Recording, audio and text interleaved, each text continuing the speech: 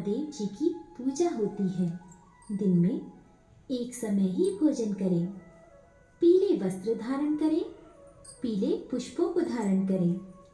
भोजन भी चने की दाल का ही होना चाहिए, नमक नहीं खाना चाहिए। पीले रंग का फूल, चने की दाल, पीले कपड़े तथा पीले चंदन से पूजा करनी चाहिए। पूजन के पश्चात कथा सुननी चाहिए। इस व्रत के करने से बृहस्पति जी अति प्रसन्न होते हैं तथा धन और विद्या का लाभ होता है। स्त्रियों के लिए ये व्रत अति आवश्यक है। इस व्रत में केले का पूजन होता है। कथा।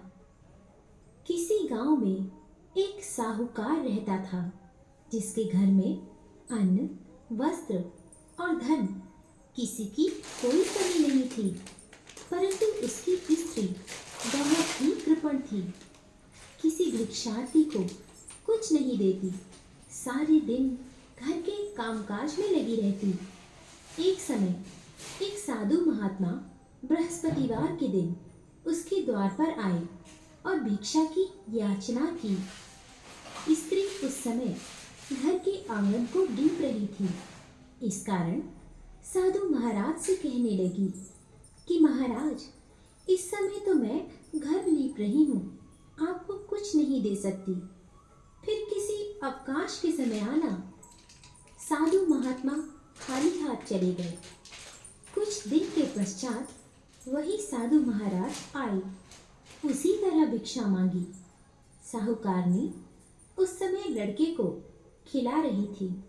कहने लगी, महाराज, मैं क्या करूं, अवकाश नहीं है, इसलिए आपको भिक्षा नहीं दे सकती। तीसरी बार महात्मा आए तो उसने उन्हें उसी तरह से टालना चाहा, परंतु महात्मा जी कहने लगे कि यदि तुमको बिल्कुल ही अवकाश हो जाए तो मुझको भिक्षा दोगी? साहूकारनी कहने लगी कि हाँ महाराज, यदि ऐसा हो जाए तो आपकी बड़ी कृपा होगी। साधु महात्मा जी कहने लगे कि अच्छा, मैं एक उपाय बताता हूँ। तुम बृहस्पतिवार को दिन चढ़ने पर उठो और सारे घर में झाड़ू लगाकर कूड़ा एक कोने में जमा कर दो। घर में चौका इत्यादि मत लगाओ। फिर स्नान आदि करके घर वालों से कहो उस दिन सब हजामत अवश्य बनवाएं। रसोई बनाकर चूल्हे के पीछे रखा करो, सामने नहीं। सायंकाल को अंधेरा होने के बाद दीपक जलाओ तथा बृहस्पतिवार को पीले वस्त्र मत धारण करो, ना पीले रंग की चीजों का भोजन ग्रहण करो। यदि ऐसा करोगी तो तुमको घर का कोई काम नहीं करना पड़ेगा। साहूकारनी ने ऐसा ही किया। बृहस्पतिवार को दिन चढ़े उठी, झाड़ू लगाकर कूड़े को घर में ही जमा कर दिया। पुरुषों ने हजामत बनवाई, भोजन बनवाकर चूल्हे के पीछे रखा। वह सब बृहस्पतिवारों को ऐसा ही करती रही।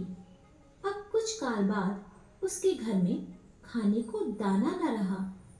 थोड़े दिनों में महात्मा फिर आए और भिक्षा मांगी, परंतु सेठानी ने कहा, महाराज, मेरे घर में खाने को अन्न नहीं है, आपको क्या दे सकती हूँ? तब महात्मा ने कहा कि जब तुम्हारे घर में सब कुछ था तब भी तुम कुछ नहीं देती थी। अब पूरा पूरा अवकाश है, तब भी कुछ नहीं दे रही हो। तुम क्या चाहती हो वह कहो। तब सेठानी ने हाथ जोड़कर प्रार्थना की, महाराज, अब कोई ऐसा उपाय बताओ कि मेरे पहले जैसा धन धान्य हो जाए। अब मैं प्रतिज्ञा करती हूँ कि आप जैसा कहेंगे वैसा ही करूँगी।